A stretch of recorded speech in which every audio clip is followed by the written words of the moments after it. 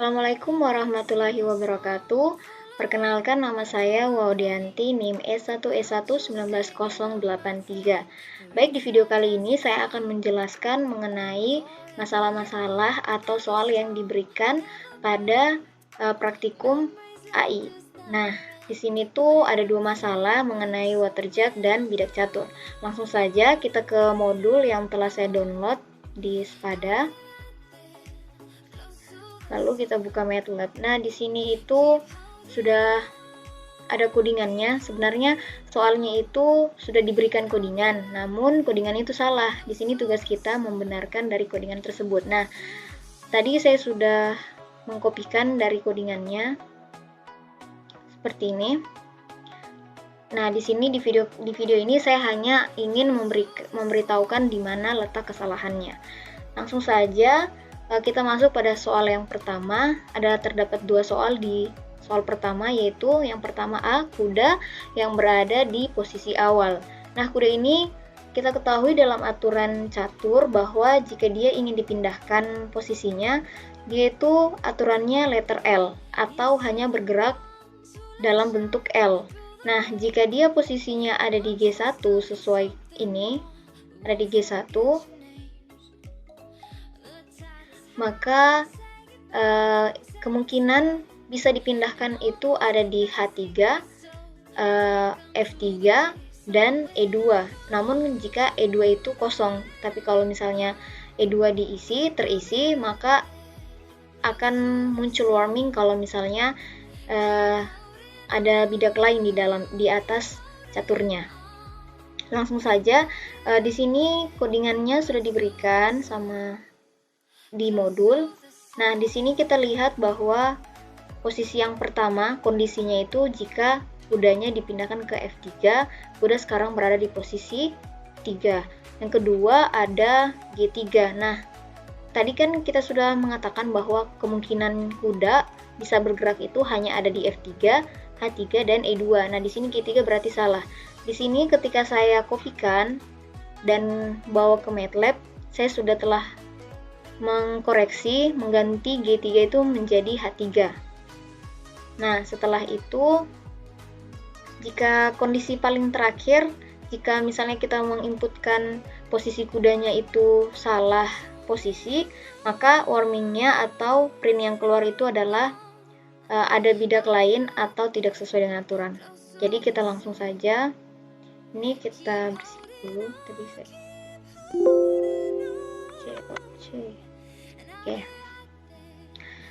Kita masukkan, jadi kita running dulu. Kita di sini disuruh pilih soal 1 2 karena sebenarnya ada dua jenis pilihan soal. Kita pilih soal 1. Posisi awal kuda ada di G1, masukkan tujuan kuda. Kita masukkan di H3. Tadi kan kita sudah ubah di codingannya. Kuda sekarang berada di posisi H3. Nah, pertanyaannya bagaimana jika kalau kita memindahkan posisi kuda itu dengan yang salah, dengan posisi yang salah. Jadi kita coba, kita running ulang. Masukkan kode soal 1, pilih tujuan kuda, kita misalkan pilih ke E2. Nah, maka akan muncul print, kuda tidak bisa berjalan ke posisi E2 karena ada bidak lain atau tidak sesuai aturan. Nah, mungkin untuk yang bagian A sudah bisa terjawab. Kita lanjut ke pertanyaan yang bagian B, yaitu jenderal yang berada di posisi C2, di mana terdapat pion di depannya dan akan menuju ke posisi C3. Kita ketahui dalam aturan percaturan, kalau jenderal itu geraknya itu serong ke kiri atau serong ke kanan secara lurus. Jadi kalau dia berada di C3, maka posisi yang akan dia kemungkinan akan bisa diubah itu ke C3.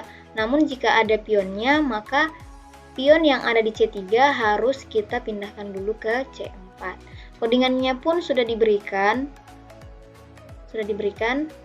Langsung saja kita coba. Kita running ulang. Masukkan nomor soal 2. Masukkan posisi tujuan jenderal. Ini posisi tujuan jenderal kan ke C3. Masuk, Nah, terdapat pion di C3 harus dipindahkan ke C4. Langsung masuk di kondisi pindahkan pion ke C3. Kita lihat di sini soalnya. Jika B diinputkan, masukkan tujuan jenderal. Jika B masuk ke C3, misal ini sebenarnya soal jenderal ini lebih ke true or false. Jadi misalnya kalau benar maka akan maju, kalau tidak akan salah. Jika misalnya salah, langsung masuk ke input, pindahkan pion ke if C sama dengan C3, langsung masukkan atau diinputkan pionnya. Ini langsung kita ubah ke C4. Nah, pion telah berpindah ke C4, masukkan jenderal ke C3. Berarti di sini posisi jenderalnya itu sudah boleh masuk ke C3 karena dari pionnya pun sudah masuk ke C4. Oke, langsung saja kita masuk ke soal nomor 2. Soal nomor 2 ini mengenai water jug. Nah, kita bacakan. Dari contoh 2 di atas, bagaimana dapat mengisi 2 liter air ke tempat yang berkapasitas 4 liter. Maksud dari 2 contoh di atas itu, pada pertemuan lalu sudah dibahas ini. Di sini terdapat galon atau gelas yang berkapasitas 4 liter dan yang berkapasitas 3 liter. Di sini sebelum kita masuk, saya inisialisasikan dulu agar lebih mudah. Ini yang gelas berkapasitas 4 liter itu kita misalkan gelas A, lalu yang berkapasitas 3 liter kita misalkan gelas B. Nah, langsung saja dari soal tadi kita diberikan solusi, ada 12 aturan, di mana sebenarnya sudah ada solusi yang diberikan di modul ini, namun tidak selesai. Dan di sini tugas kita menyelesaikan dari solusi yang telah diberikan. Ini ada tabel, di mana kondisi awal pertama dari galon A dan galon B itu sama-sama 0 atau tidak terisi. Lalu di sini aturan yang dilakukan atau yang diterapkan adalah aturan 2. Kita lihat aturan 2, di mana isi penuh gelas B atau gelas yang berkapasitas 3 liter. Nah, di sini langsung di kolom kedua, gelas A 0, gelas B 3. Nah, untuk mencapai aturan berikutnya, kita terapkan aturan 9.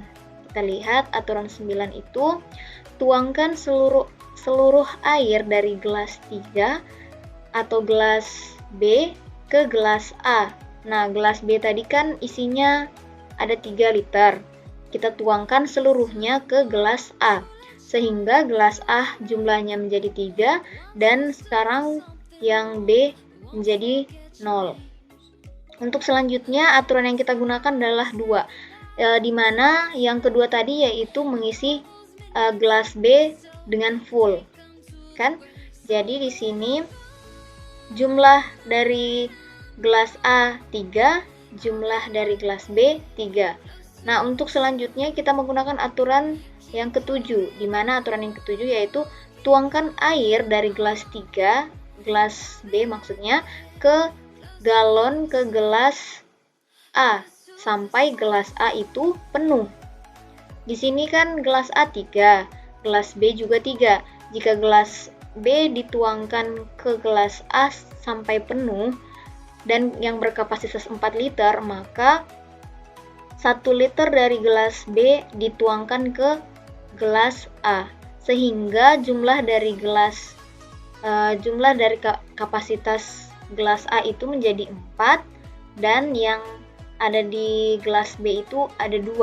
Nah, di sini kita lanjutkan. Saya pula telah mencari jawabannya. Di sini kita memasukkan rumus atau aturan yang kelima, di mana aturan kelima yaitu kosongkan gelas A atau yang berkapasitas 4 liter. Jika dikosongkan, maka di sini harusnya 0, dan yang gelas B itu tetap 2. Nah, solusi selanjutnya atau aturan selanjutnya yaitu kita menggunakan aturan 9, yaitu tuangkan seluruh air dari gelas B ke gelas A. Gelas B tadi kan ada 2, sementara gelas A itu sudah 0 karena tadi sudah kita tumpah habis atau kita sudah kosongkan. Sehingga jika kita menggunakan yang aturan ke-9 tadi, gelas B menjadi 0 dan gelas A menjadi 2. Nah, itulah yang dicari dari soal yang diberikan. Langsung saja kita masuk di codingannya. Di sini saya juga telah menyiapkan codingannya dari hasil kopian di sini. Ini soal yang kedua dari kopian sini, di mana saya sedikit menjelaskan bahwa X sama dengan 0 itu ibaratkan atau diinisialisasikan sebagai gelas A dan Y itu sebagai gelas B yang bernilai juga 0. Nah, di sini Z ini sama dengan inputan dari user, di mana itu adalah jumlah dari gelas A. Dan nanti ada proses perulangan di mana X itu tidak sama dengan Z, atau nilai yang A itu tidak sama dengan Z. A itu kan nilainya 2 tadi yang diminta. Nah, sementara Z-nya itu X-nya itu 0 dan Z-nya itu adalah 2 yang diminta tadi, inputan dari gelas A-nya. Nah, di sini X jika X lebih kecil dari A, yang menghasilkan itu Y sama dengan B. Maka di sini kita coba lihatkan dulu. Kita coba jalankan dan kita masukkan volume gelas A. Volume gelas A kan 4. Volume gelas B tadi itu 3. Air gelas A atau yang dimaksud ini adalah Z. Z itu adalah inputan dari gelas A. Itu 2. Nah, akan hasilnya itu sama. 0, 0, 0, 3, 3, 0, 3, 3, 4, 2, 0, 2, 2, 0. Ini sesuai dengan tabel yang telah kita buat tadi. Yang ini. Yang ini. Berarti aturan yang kita gunakan itu sudah betul, yaitu 2, 9, 2, 7, 5, 9. Baik, mungkin itu saja yang bisa saya jelaskan mengenai soal yang diberikan pada pelajaran praktikum AI. Semoga bermanfaat bagi yang menonton, yang menyaksikan video ini.